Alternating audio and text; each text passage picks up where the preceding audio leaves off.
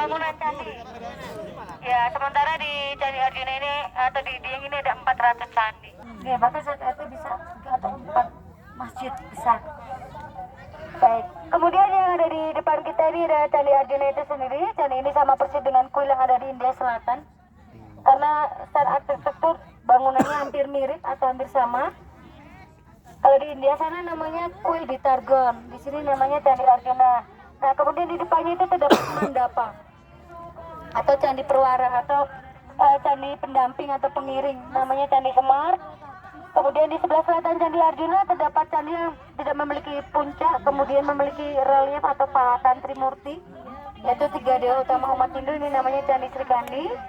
Di sampingnya lagi ada Candi Punta Dewa atau kalau di dalam pewayangan Yudhistira, anak pertama dari Dewa Pandu dan Dewi Kunti. Kemudian yang paling ujung itu ada Candi Subhadra yang berbentuk astadala atau astadipalaka. Jadi astadala atau astadipalaka di sini yaitu berbentuk 8 kelopak teratai mekar, di mana pusatnya adalah Siwa. Jadi mengarah ke 8 penjuru mata angin yang dinaungi oleh para dewa. Dan candi-candi ini dibangun oleh para silpin-silpin kita yang menimba ilmu di tanah Indika. Kemudian mengaplikasikan ilmunya ke bumi putra, tetapi tidak memasukkan langgangnya. Sehingga candi-candi ini dibangun berbentuk wimana atau gunungan. Kalau di dalam wayang itu sebelum pentas akan ada gunungan dulu. Jadi bangunan ini tahan gempa. Tetapi secara garis besarnya, karena material yang digunakan untuk candi ini menggunakan batuan vulkanik atau batuan yang disebut batuan andesit, ini tidak tahan air. Konstruksi bangunannya tahan gempa tapi tidak tahan air. Ya, karena sering dibersihkan. Ya, jadi kenapa tidak tahan air? Karena andesit atau batuan vulkanik ini memiliki pori-pori seperti kita, sehingga mudah sekali untuk sebagai resapan. Nah, kemudian untuk candi-candi dari Wangsa Sanja ya sama dengan Candi Salendra yang memiliki tingkatan. Perbedaannya di jumlah dan nama.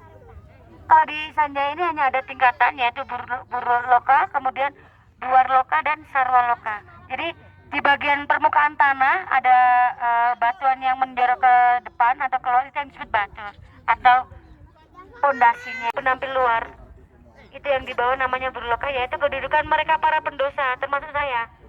Itu dunianya para manusia. Kemudian di bagian relung milik penampil luar atau kalau bahasa kerennya ya jendela, itu ada Burloka. Burwaroka yaitu kedudukan mereka yang disucikan, yang dikremasi, kemudian abunya disimpan di dalam candi. Karena Bapak Ibu, candi berasal dari kata sandika yang artinya makam atau kuburan atau tempat untuk menyimpan abu para leluhur atau orang yang disucikan. Ya, karena beberapa umat Hindu juga menyembah dewa atau Dewi Kali, yaitu perwujudan lain dari Dewi Durga. Ya, kemudian di paling atas atau kemuncaknya itu bagian kepala itu disebut Sarwaloka, yaitu kedudukan para leluhur atau para dewa. Jadi di yang dulu di sini tidak ada pemukiman penduduk karena candi-candi yang ada di sini itu digunakan sebagai tempat pemujaan. Dulu namanya Candi Pandawa, Bapak Ibu. Kemudian diganti nama menjadi Arjuna karena fungsinya yang berbeda-beda. Kalau Candi Arjuna ini sebagai candi pemujaan, kemudian Candi Srikandi ini digunakan sebagai candi meditasi. Punta Dewa juga digunakan sebagai candi pemujaan dan Candi Sumbadra digunakan untuk meditasi. Jadi ada beberapa candi yang fungsinya berbeda-beda. Setiap candi induk akan memiliki candi perwaranya masing-masing, bisa 1, bisa 2, bisa bahkan 7. Jadi perwara ini merupakan candi pendamping yang ada di sekitar candi utama. Kalau kita kemarin berkunjung ke Tobi Malukar, ada gapura yang besar. Karena dulu di sana ada namanya Candi Bentar. Candi Bentar itu merupakan gerbang utama sebelum memasuki tempat pemujaan utama. Itu ada namanya Candi Bentar. Kemudian ada Candi Apit. Candi Apit saya sudah tidak utuh lagi, ada di sebelah sana. Mungkin nanti lain kali kalau sudah jadi tempatnya kita akan melewati jalur utama. Di sana Bapak Ibu akan melewati yang namanya situs Dharmasala atau komplek Dharmasala. Jadi Dharmasala seperti namanya terdiri dari dua suku kata, itu Dharma dan Sala. Ya, Dharma itu ilmu atau aturan atau hukum